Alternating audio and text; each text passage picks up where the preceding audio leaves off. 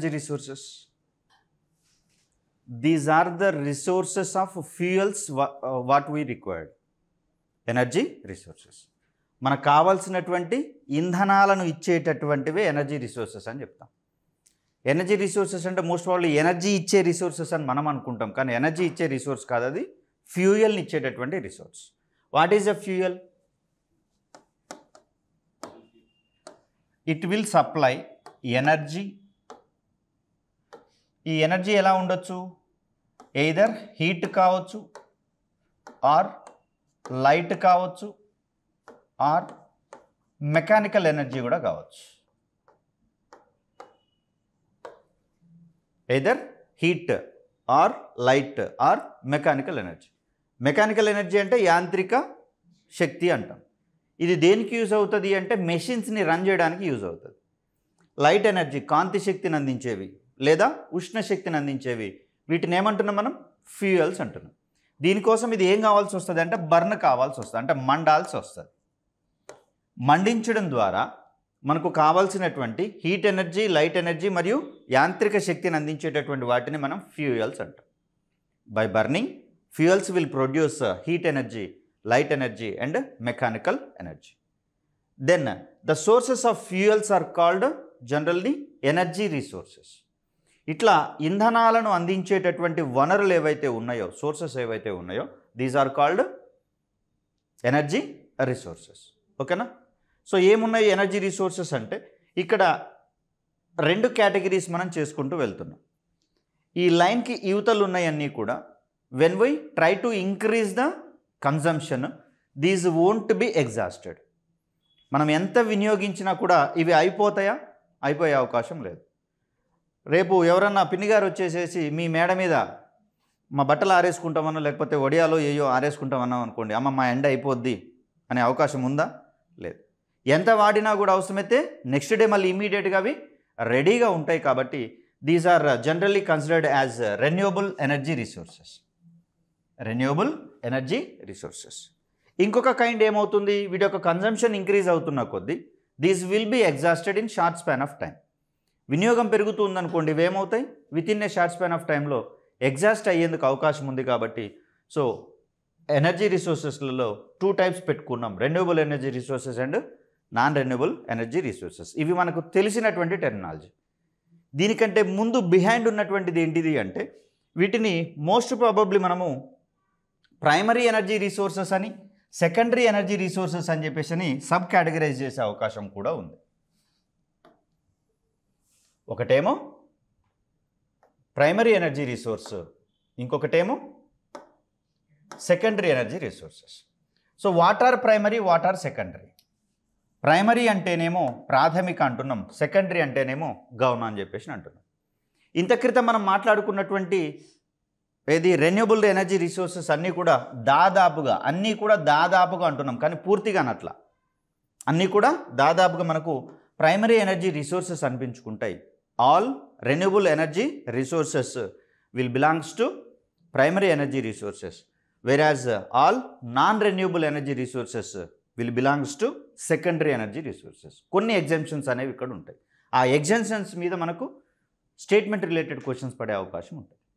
So దీంట్లో primary energy రిసోర్సెస్గా ఏం చెప్తున్నాం మనం? All kinds of renewable energy resources. ఇవన్నీ కూడా ఏది పునరుత్పాదక ఇంధన వనరులు అంటున్నాం. రెన్యూవబుల్ అంటే పునరుత్పాదక, నాన్ రెన్యూవబుల్ అంటే పునరుత్పాదకేతర ఇంధన వనరులు అంటారు. ఓకేనా? క్యాచ్ చేస్తున్నారు కదా? రైట్. లేదా కొన్ని సందర్భాల్లో పునరుద్ధరించదగిన అంటాడు, లేదా పునరుద్ధరించదగని అంటాడు. గుడి మాత్రమే తేడా ఉంది చూడండి ఇక్కడ.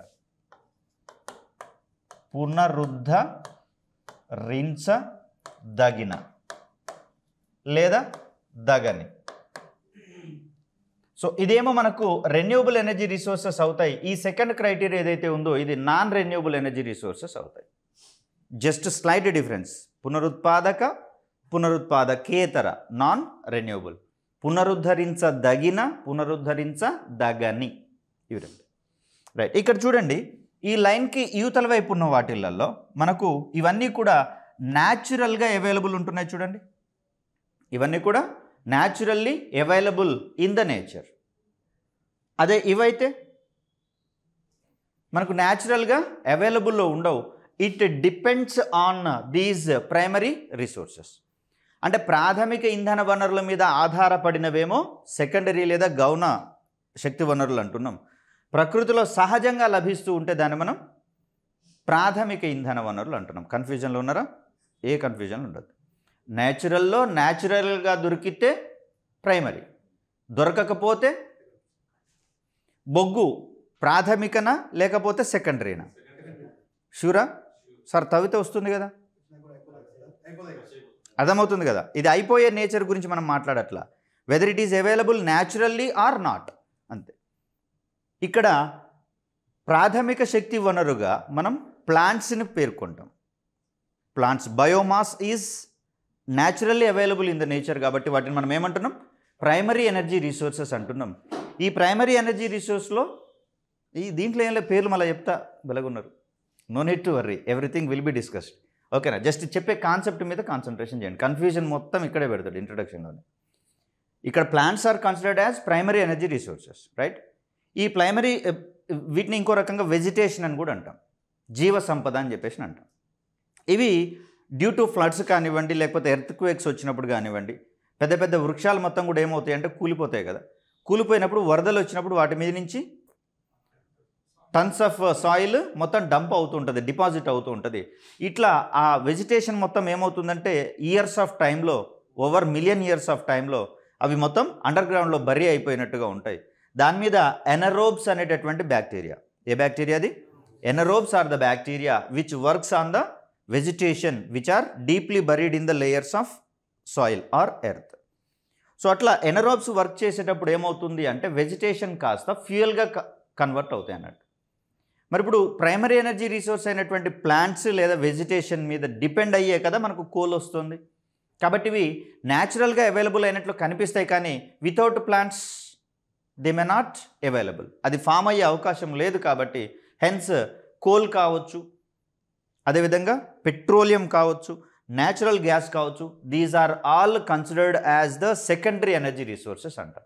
వీటన్నిటిని గౌణ శక్తి వనరులు అంటాం. సార్ ప్రకృతిలో మా బావిలో మేము న్యాచురల్గా బావి తీసినాం సార్, న్యాచురల్గా వచ్చినాయి అంటే అది న్యాచురల్గా ఫామ్ కావడానికి ముందు ఎవరు ఉండాలి? ప్రాపర్ వెజిటేషన్ ఉండాలి, ఎనరోబ్ అనేటటువంటి బ్యాక్టీరియా ఉండాలి. వితౌట్ ఆల్ దీస్ సైకిల్స్ ఏమవుతుంది? అక్కడ కోల్ కానీ పెట్రోలియం కానీ న్యాచురల్ గ్యాస్ కానివ్వండి ఫామ్ అయ్యే అవకాశం లేదు. కాబట్టి purely these resources will depend on the primary energy resources అని చెప్తాం. ఓకేనా? రైట్. ఇప్పుడు ఒక చిన్న కన్సిడరేషన్ ఏంటంటే న్యూక్లియర్ ఎనర్జీ ఏ కేటగిరీకి అందిస్తుంది? ప్రైమరీకా సెకండరీకా? అంటే ఇక్కడ సెకండరీ అనుకుంటే ఏం కావాలి మనకు? ప్రైమరీ ఎనర్జీ రిసోర్స్కి దానికి లింక్ ఉండాలి. సో న్యూక్లియర్ ఎనర్జీకి ఏ ప్రైమరీ ఎనర్జీ తోటి లింకు లేదు. ఒకవేళ అది అక్కడ వచ్చింది అనుకోండి, న్యాచురల్గానే వచ్చే అవకాశం ఉంది. కాబట్టి nuclear energy is considered as the primary energy resource. క్లియరా? ఇది స్టేట్మెంట్, దీనికి వేరే ఎక్స్ప్లెనేషన్ ఏమీ లేదు. Nuclear energy is considered as primary energy resource. అణుశక్తిని ప్రాథమిక ఇంధన వనరుగా పేర్కొంటాం. ఎందుకని? దీనికి ఏ ఇతర ప్రైమరీ ఎనర్జీ రిసోర్సెస్, ప్రాథమిక ఇంధన వనరులు హెల్ప్ చేయట్లేదు ఫార్మేషన్ కావడానికి. కాబట్టి న్యూక్లియర్ ఎనర్జీని అలా పిలుస్తాం. రైట్? ఇంతవరకు ఓకే. సో ఇప్పుడు ఏమేమి మాట్లాడుకున్నాం మనం? Primary energy resources and secondary energy resources. Right. ఇక్కడ ప్రైమరీ ఎనర్జీ రిసోర్సెస్ ఏమొస్తున్నాయి? హైడ్రో పవర్ ఎనర్జీ ఒకటి వస్తుంది. రైట్? ప్రైమరీలో ఎవరు వస్తున్నారు? హైడ్రో పవర్, జలశక్తి అంటాం. ఏ శక్తి? జలశక్తి. అండ్ దెన్ సోలార్ వస్తుంది, primary energy resource. And then wind power is also considered as primary energy resource. దీని తర్వాత tidal energy is also considered as primary energy resource. Tidal అంటే ఇక్కడ రెండు వస్తాయి. టైడల్ ఎనర్జీ ఉంది, వేవ్ ఎనర్జీ కూడా ఉంటుంది. వేవ్ ఎనర్జీ అంటేనేమో నార్మల్గా అలలకు ఉండేటటువంటి శక్తి. ఇది హై టైడ్, లో టైడ్ అని వస్తుంది చూడండి, పోటు పాటు అని ఏమంటారు కదా, ఆ పోటు పాటు సమయంలో వచ్చేటటువంటి దాన్ని దీనంట. దీన్ని తెలుగులో అయితే వేలా తరంగ శక్తి అంటాం. వేలా తరంగ శక్తి. వేవ్ ఎనర్జీ అంటే తరంగ శక్తి లేదా నీటి అలలకు ఉండేటటువంటి శక్తి అని చెప్తాం. ఓకేనా? ఇవన్నీ కూడా ఏంటివి మనకు? Primary energy resources. Right? Next వచ్చేది ఎవరు మనకు? Geothermal energy. భూతాప శక్తి అంటాం దీన్ని మనం. దీన్ని geothermal energy. And then oceanic thermal energy. Oceanic thermal energy. ఇవన్నీ కూడా మనకెవరు ప్రైమరీ ఎనర్జీ రిసోర్సెస్గా మనం కన్సిడర్ చేస్తాం. హైడ్రోలో మళ్ళీ మనకు 2 కేటగిరీస్ ఉంటాయి, small hydro and large hydro. Small hydro, large hydro. ఇదివరకు ఓన్లీ స్మాల్ హైడ్రోని మాత్రమే, అఫ్ కోర్స్ అది అక్కడ చెప్దాంలేండి, ఇక్కడ అవసరం లేదు మనకు. So these all are primary energy resources అని చెప్తున్నాము.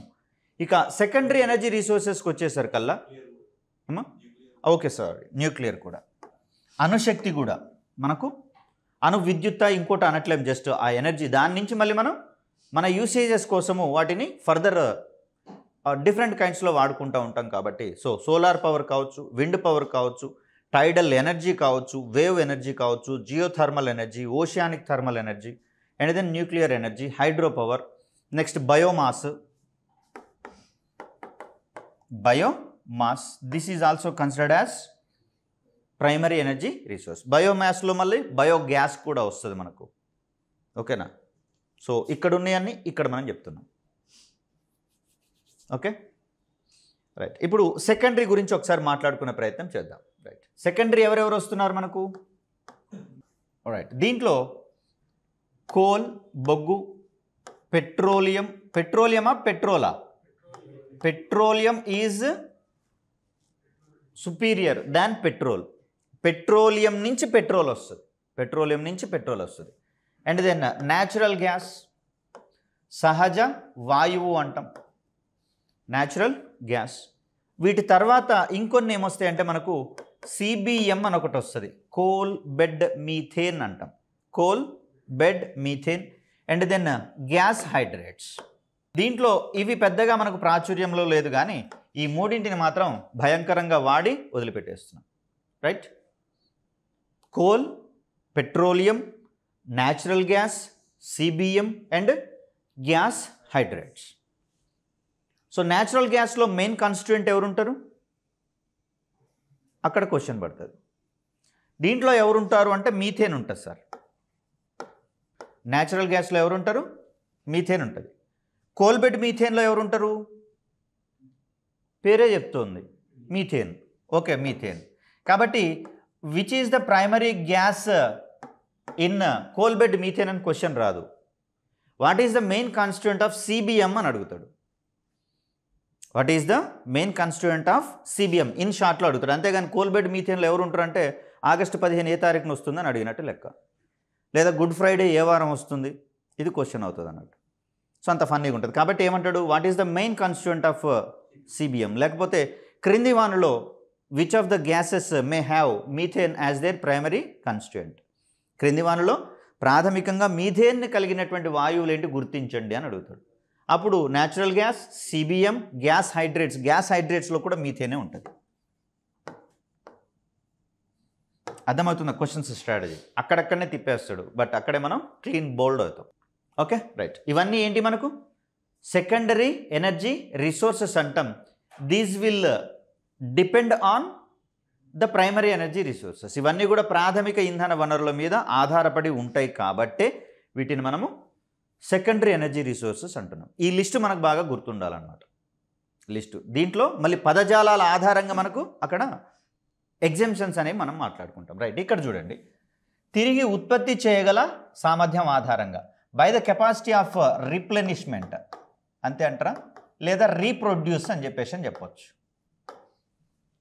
రీప్రొడ్యూస్ చేసేటటువంటి కెపాసిటీ ఆధారంగా again energy resources will be classified into 2 types. So by the characteristics of replenishment or reproduce. So పునరుత్పత్తి చేయగల శక్తి ఆధారంగా మనకు ఇవి 2 రకాలు ఉంటున్నాయి. ఫస్ట్ వన్ మనకు రెన్యూవబుల్ ఎనర్జీ రిసోర్సెస్ అంటున్నాం, and second one non renewable energy resource. పునరుత్పాదక ఇంధన వనరులు, పునరుత్పాదకేతర ఇంధన వనరులు, లేదా పునరుద్ధరించదగిన ఇంధన వనరులు. పునరుత్పాదక అంటే, పునరుత్పాదకేతర అంటే పునరుద్ధరించదగని ఇంధన వనరులు అని చెప్తాం. ఓకేనా? By the characteristics of reproduce energy resources will B categorized into 2 types.